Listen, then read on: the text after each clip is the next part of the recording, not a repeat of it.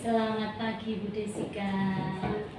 Iya, Assalamualaikum warahmatullahi wabarakatuh. Waalaikumsalam. Bagaimana kabarnya hari ini Bu Desika? Alhamdulillah sehat. Alhamdulillah. Bu Desika, kemarin kita sudah melakukan observasi gitu ya untuk mata pelajaran bahasa Indonesia.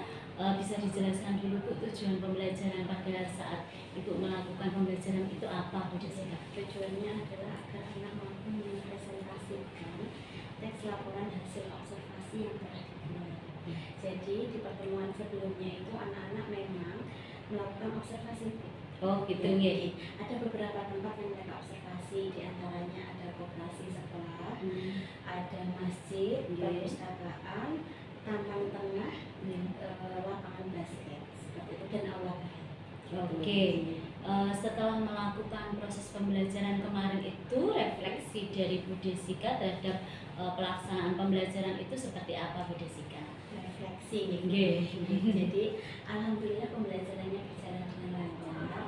Anak-anak juga sudah mampu mempresentasikan teks laporan hasil observasi. Jadi di situ kan memang ada beberapa hal yang menjadi tolak ukurnya. Yang pertama adalah struktur teks laporan hasil observasi. Di situ ada deskripsi bagian, deskripsi manfaat, dan pernyataan umum. Itu sudah mencakup semuanya.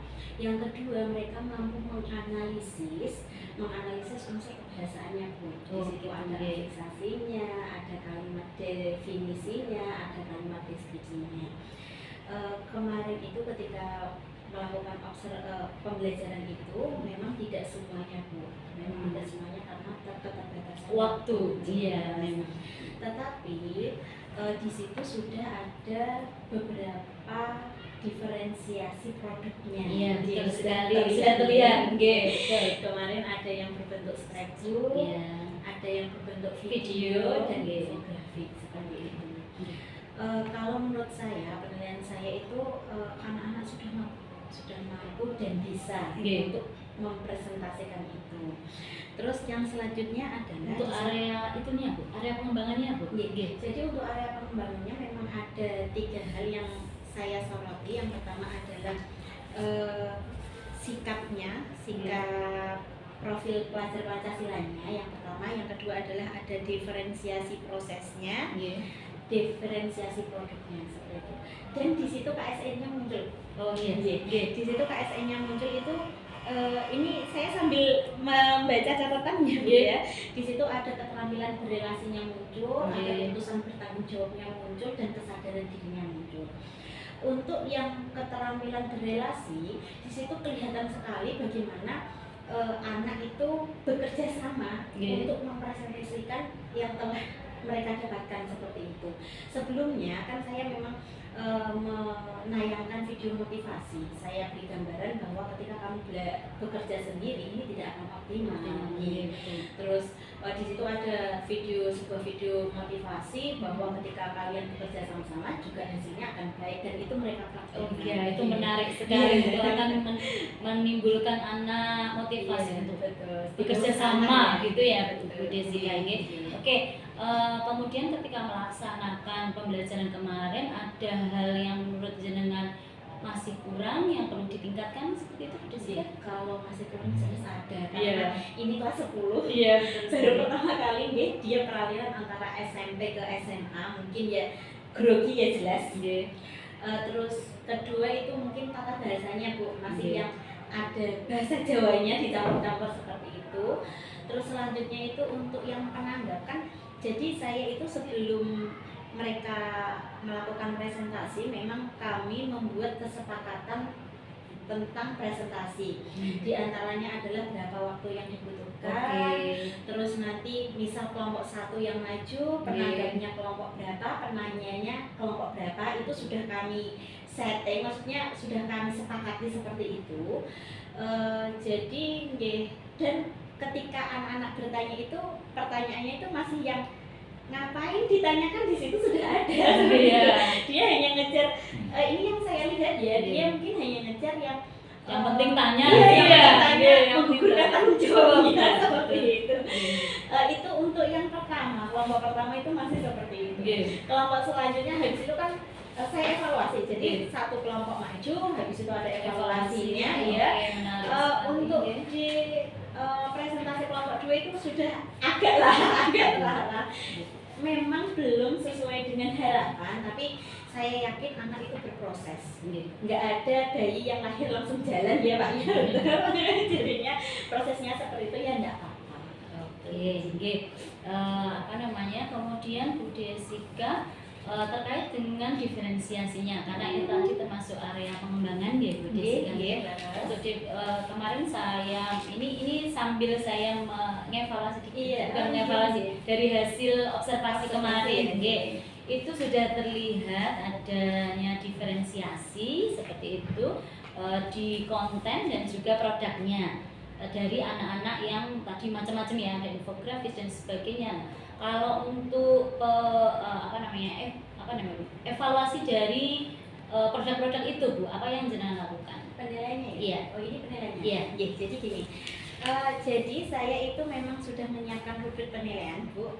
Di situ ketika anak kelompok 1 yang maju, berarti nanti kelompok 2 yang menilai itu menanggapi. Ada saran, kritik dan sebagainya. Kelompok 3, 4 adalah bertanya. Dan anak-anak itu ketika kelompok 1 presentasi, berarti sudah saya bagikan rubrik penilaiannya, dan di situ ada aspeknya apa aja seperti itu. Di situ ada aspek kelengkapan materinya. Jadi selain mereka presentasi, yang perlu mereka sampaikan adalah ada nggak sih ini unsur strukturnya, kan yang menjadi titik pokoknya itu kan memang struktur teks, laporan hasil observasi dan analisis unsur kebahasaannya itu ada enggak. Ketika misal itu ada, berarti komplit ya, nanti dapat skor 4 seperti itu. Kalau hanya 1 aja atau 2 aja, berarti dapatnya skor 3, dan itu nanti dibagikan Bu seperti itu. Jadi sekali ya sudah dipersiapkan, karena kalau kelas 1 kan karena ini pertama kali, jadi memang harus diarahkan terlebih dahulu seperti itu. Kalau enggak kan nanti mereka meragu-ragu, ini bagaimana Bu cara penilaiannya dan sebagainya. Bu Desika, ini sangat menarik sekali gitu. Terus kemudian yang terakhir ini Bu, untuk rencana tindak lanjut dari apa yang jenengan lakukan ini apa saja Bu? Jadi rencana tindak lanjut ini kan berkaitan dari PR saya nih, PR tadi anak pada waktu presentasi masih grogi, terus ketika bertanya juga bertanyanya yang penting menggugurkan tanggung jawab mereka ya. Tindak lanjut saya adalah ya terus mereka biar berlatih dan berlatih, mungkin tidak hanya presentasi saja. Seperti ini pengalaman saya yang dulu Bu, dalam bahasa Indonesia itu biasanya saya tidak hanya teori saja. Setiap pokok materi pasti ada tagihannya. Contoh ketika ada materi teks anekdot, itu tagihannya mereka stand up comedy satu-satu. Karena di bahasa Indonesia kan itu ada 4 keterampilan, ada berbicara, menyimak, membaca, dan menulis, dan itu harus itu semua. Nah, tindak lanjut saya adalah ya mengasah mereka agar berani speak up lah, berani mengungkapkan pendapatnya, berani berbicara di depan umum. Karena apa? Pada akhirnya juga nanti mereka akan terjun di masyarakat. Yang dibutuhkan bukan hanya teori saja, tapi keterampilan seperti ini. Betul, saya setuju sekali Bu Desika. Untuk KSN-nya sendiri Bu Desika? Jadi KSN-nya di situ ada 3 Bu yang terlihat memang. Yang pertama adalah kesadaran diri, yang kedua adalah keterampilan berrelasi, yang ketiga adalah pengambilan keputusan bertanggung jawab. Untuk pengambilan keputusan bertanggung jawab, bagaimana mereka menjawab pertanyaan yang dilontarkan oleh teman mereka.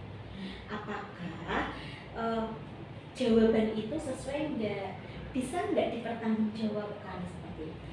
Kalau untuk yang berrelasi, yang tadi saya sampaikan ke jenengan, bahwa yang namanya kelompok juga memang harus bersama-sama, ada kerjasamanya, ada pertemuan, biar ini jadi Bu. Kalau individu tetap nggak jadi kan. Misalnya observasi nih, yang melakukan observasi ada 6 anak, yang kerja hanya 4. Apakah ini maksimal? Enggak. Dan itu terlihat ketika mereka observasi, dan saya pun menemani mereka, kelihatan sekali Bu. Mana yang ini ya pendapatnya ini, dan itu nanti kelihatan di hasil produk. Oke, ini Bu Desika sudah lengkap sekali gitu ya, sampai ke rencana tindak lanjut. Nah, ini kira-kira waktunya untuk melaksanakan rencana tindak lanjut ini sampai kapan, Bu Desika? Untuk waktu pelaksanaan tindak lanjut, saya targetkan sampai akhir semester ini, Bu. Karena kalau keburu-buru atau kesannya kayak nyuson-nyusoni gitu ya, itu juga mereka akan bingung sendiri. Jadi biarlah selama pembelajaran yang masih ada beberapa bulan ini, mereka juga sambil belajar, mereka juga sambil berproses agar nanti harapan saya di semester 2 itu mereka lebih mengenal seperti itu. Semoga nanti bisa terlaksana dengan baik ya Bu Desika, amin, karena semuanya juga demi anak.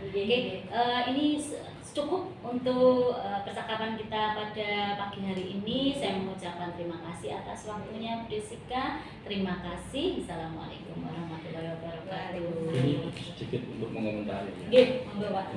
Bu Desika ini jangan dimatikan biar lanjut. Bu Desika ini sudah calon guru penggerak. Sudah mengajukan. Ini kita sama-sama guru penggerak, Jadi percakapan coachingnya sangat luar biasa sekali, mengalir dengan natural. Jadi bukan hanya sekedar menggugurkan kewajiban, tapi betul-betul dilakukan.